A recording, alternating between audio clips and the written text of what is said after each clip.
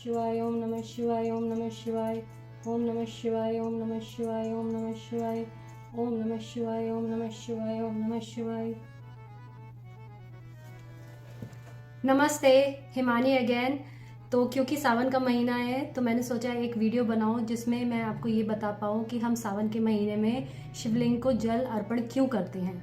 तो भोलेनाथ को हम सभी कभी ना कभी जल अर्पण जरूर करते हैं, मगर हम में से अधिकतर लोग ये नहीं जानते कि हम जल अर्पण क्यों करते हैं, उसके पीछे का रीजन क्या है।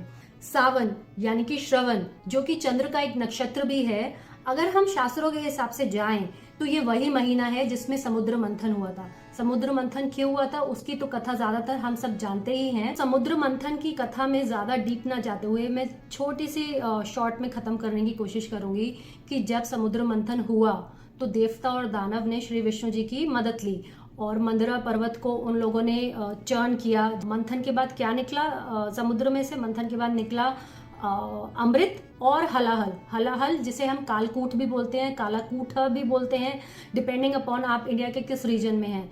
तो हलाहल मतलब जो उसमें से जहर निकला था, जो पॉइजन निकला था। तो क्योंकि वो हलाहल अपने में इतना पावरफुल था, उसमें इतनी ज्यादा तेज था, उसमें इतना ज्यादा जलन करने वाला सब्सटेंस था कि उससे धरती हिल रही थी और लोगों को समझ नहीं आया कि वो क्या करें। हालांकि जो देवता शिव के पास जाते हैं, शिव जी के पास जाते हैं, उसमें भी अलग अलग मत हैं। अगर आप इंडिया के अलग अलग रीजन्स में जाएंगे, कुछ लोग मानते हैं कि देवता शिव जी के पास जाते हैं, कुछ कथा अनुसार श्री गणेश शिव जी के पास जाते हैं, मगर एक कॉमन मत ये है कि कोई ना कोई जो देवता है वो शिव जी के पास जाते हैं और उनसे रिक्वेस्ट करते हैं कि प्लीज आप हमारी मदद कीजिए। शिव जी उस हलाहल को, वो जो जहर निकलता है, वो जो कालकूट निकलता है समुद्र के अंदर से, उसको अपनी गर्दन में रखते हैं और अपनी गर्दन में उसे रोक लेते हैं। इसलिए उनकी गर्दन नीली हो जाती है और इसलिए शिव जी का नाम नीलकंठ भी है। तो हम शिवलिंग को जल इसलिए चढ़ाते हैं क्योंकि जब उन्होंने वो अपना जहर जो अपनी गर्दन में रखा था, अपने इस हिस्से में रखा था, उनको इतनी ज्यादा जलन थी शरीर में और उनके शरीर में इतना ज्यादा तपन थी कि उनको मदद करने के लिए देवता और जितने भी लोग वहां मौजूद थे उन लोगों ने जल अर्पण किया कि जिससे उनकी जलन कम हो सके। हालांकि इसमें एक कथा और भी है कि जैसे अश्विनी कुमार आते हैं और वो शिव जी की मदद करते हैं, मगर उस कथा को अभी हम साइड रखते हैं क्योंकि अगर हम कथा खोलने लगे तो इसमें और 50 कथा निकल आएंगी इसी स्टोरी लाइन में। जैसे कि अगर हमारा हाथ जल जाता है तो हम सबसे पहले क्या ढूंढते हैं? हम ढूंढते हैं बर्फ या ठंडा पानी। ठीक उसी प्रकार शिव जी के ऊपर शरीर में इतनी जलन थी क्योंकि उन्होंने पूरे विश्व का जो जहर था, जो हलाहल जो पूरे विश्व को बर्बाद कर सकता था, उन्होंने अपनी गर्दन में रखा। इसलिए हम शिव जी को जल चढ़ाते हैं। जब हम शिव जी को जल चढ़ाते हैं तो जो जल की ठंडक है वो जो शिवलिंग पे जाती है, वो उस चीज का सिंबल है कि जब शिव जी ने अपने गर्दन में, अपने कंठ में हलाहल रखा था, उनको जो जलन हो रही थी, जब देवताओं ने उनकी मदद की, वो जल चढ़ा के जब उनकी जलन को कम किया, तो हम वो जो जेस्चर है आज तक उसको सिंबॉलिक रूप में लेके शिव जी पे जल चढ़ाते हैं। उस जेस्चर का मतलब ये भी है कि हम अपनी लाइफ में जो स्पिरिचुअलिटी लाते हैं, जब हम शिव जी को, भोलेनाथ को जल चढ़ाते हैं, तो वो जो हमारे अंदर की जो एक पीड़ा लेते हैं हम, जो हमारे अंदर की एक अशांति है, हम कहीं ना कहीं उसे भी शांत करते हैं। आप कभी नोटिस कीजिएगा, जिस क्षण हम भोलेनाथ को जल चढ़ाते हैं, हम शिवलिंग को जल चढ़ाते हैं, हमारे मन के अंदर एक ऐसी शांति घर कर लेती है जो अवर्णीय है, जिसको एक्सप्लेन शब्दों में करना बहुत मुश्किल है। वो जो शांति है, वो जो पीड़ा कम करने वाला मोमेंट है, वो हमें शिव जी को जल दे के मिलता है। मेरी सारे व्यस्त लोगों से एक दरख्वास्त है, मैं बहुत सारे ऐसे लोगों को जानती हूँ जो अपने सारे दिनचर्या में सिर्फ 2 मिनट नहीं निकालते शिव जी को जल चढ़ाने के लिए, भोलेनाथ जी को जल चढ़ाने के लिए। प्लीज आप जब नहा के निकले, इस क्रिया में ज्यादा वक्त नहीं लगता, मात्र 2 मिनट लगते हैं, मात्र 2 मिनट। आप एक छोटा सा लोटा रखें, उस लोटे को आधा भरें और शिव जी को, भोलेनाथ जी को रोज जल दें। इससे आपके घर भी शांति आएगी, आपके बच्चों को एक अच्छा एटमॉस्फेयर मिलेगा देखने के लिए, एक घर में एक अनंत शांति बनी रहेगी। आप मेरी बात का यकीन करिए, शिव जी को जल चढ़ाने से आपके घर का एटमॉस्फेयर इतना शांत प्रिय और इतना अच्छा होगा जो मैं आपको शब्दों में बयान नहीं कर सकती। मैं अपने खुद के एक्सपीरियंस से बता रही हूँ।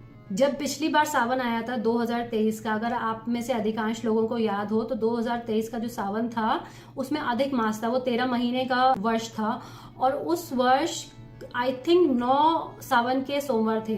तो वो 9 सावन के सोमवार मैंने पहली बार सावन के सोमवार के व्रत किए। हालांकि मैं शिवजी जी की पूजा बहुत पहले से करती आ रही हूँ, मगर व्रत मैंने पहली बार किए थे। तो मैंने उस व्रत में मांगा कि हे भोलेनाथ, इस बार इस सावन में मुझे आप अपने आप को समझने की क्षमता देना। आप क्या हैं, क्यों हैं, कैसे हैं, मुझे ये बात समझने की क्षमता देना, और हो सके तो मुझे अपनी अनंत भक्ति देना। मैं आपको समझना चाहती हूँ, मैं अपने आप को आपको अर्पण करना चाहती हूँ। जब सावन का महीना खत्म हुआ अक्टूबर में, नवंबर में मैंने इंडिया ट्रैवल किया और मेरा ट्रैवल का कोई प्लान नहीं था। और मैंने उस ट्रिप में 2 ज्योतिर्लिंग कवर किए, जो कि काशी विश्वनाथ थे और महाकाल थे। और सर्कमस्टेंसेस ऐसे बने कि जो महाकाल के जो शिवलिंग है जहाँ पे मैं पूजा करने गई थी, मेरे साथ कोई भी नहीं था और मैं अकेले गई थी। मगर जब मैं वहां जा रही थी, इट वॉज सो क्लियर कि भोलेनाथ मुझे बुला रहे हैं। क्योंकि पहले मेरे साथ 3-4 लोगों ने जाना था, जिनका धीरे धीरे प्लान कैंसिल हो गया। बट मैं अटल रही कि मुझे जाना है और मैं जाके दर्शन करना चाहती हूँ। तो जब मैं दर्शन करने गई, मुझे बहुत अच्छे दर्शन हुए। मैं वहाँ अपने घर वालों का, अपने मायके और ससुराल का जितनी भी पूजा होती है गोत्र के हिसाब से, वो भी करके आई। मैंने कोटेश्वर बाबा के भी दर्शन किए, जो कि शिवजी जी की चरण हैं। और जब मैं काशी विश्वनाथ गई तो ऑफ ऑल थिंग्स मुझे सुबह की आरती अटेंड करने को मिली। ऐसा बहुत कम होता है जो हम बाहर रहते हैं, लोग अब्रॉड रहते हैं, कि उनको इतना अच्छा मौका प्राप्त हो सके। तो वो कहीं ना कहीं जो मैंने अपने व्रत रखे थे, जो मैं भोले बाबा को रोज जल चढ़ाती हूँ, उसका फल था। और मेरी भोलेनाथ से अभी भी ये प्रार्थना है कि हे भोलेनाथ, मुझे आप अपने को समझने की ताकत दें, समझदारी दें, शक्ति दें, और मैं उस पाथ पे चल सकूं, उस पथ पे चल सकूं जो आपने मनुष्यों के लिए निर्धारित किया है। मैं भूल के भी किसी का मन ना दुखाऊं। अगर किसी का मन दुखाऊं तो मुझे खुद उस बात का रियलाइजेशन हो और मैं अपने में वो सुधार कर सकूं कि मैं किसी को पीड़ा ना दूं। तो मेरी आप सबसे प्रार्थना है कि जब आपके बच्चे सुबह उठते हैं स्कूल जाने से पहले, या फिर सैटरडे संडे को, या फिर जो भी उनका छुट्टी का दिन होता है, उनको भोलेनाथ के मंदिर लेके जाएं, या फिर उनको भोलेनाथ को आप घर पे स्थापित करें और रोज जल चढ़ाएं। और बच्चों को ये बताने की कोशिश करें कि क्यों हम भोलेनाथ को जल चढ़ाते हैं। हमारे बच्चे उस एरा में बड़े हो रहे हैं जहाँ पे अशांति शांति से कहीं ज्यादा है। ये जो सोशल मीडिया का वर्ल्ड है, जहाँ हम लोगों ने अपनी जो हम सोशल लाइफ जीते थे, जो हम अपने आस पड़ोस से मिलते थे, वो सब कम हो गया है। तो बच्चों को अपने अंदर शांति ढूंढने का एक जरिया ये भी है कि हम उनको ऐसी कथाएं बताएं, उनका इंटरेस्ट जगाएं, और जब वो भोलेनाथ को जल चढ़ाएं तो वो अपने खुद के मन के अंदर वो शांति बना सकें, हमारी आने वाली पीढ़ी अपने को संभाल सके। और उस क्षण पे जब उनको कोई रास्ता ना समझ आए तो वो भगवान का रास्ता जरूर देखें और अपने अंदर, मन के अंदर जो शांति है उसको खुद ढूंढ पाएं। तो ये एक वो रास्ता है। Thank you so much, thank you for watching my videos. मेरा ज्ञान बहुत कम है मगर मेरी भक्ति सच्ची है। तो प्लीज़ जो भी मुझसे मिस्टेक हुई हो इस वीडियो में, उसके लिए मुझे माफ़ी दीजिएगा। और प्लीज़ मेरी वीडियोस देखते रहिएगा। आपका सपोर्ट, आपका प्यार, आपका एक सब्सक्राइब, आपका एक शेयर मुझे बहुत बहुत बहुत मदद करता है। Thank you so much. Keep watching my channel.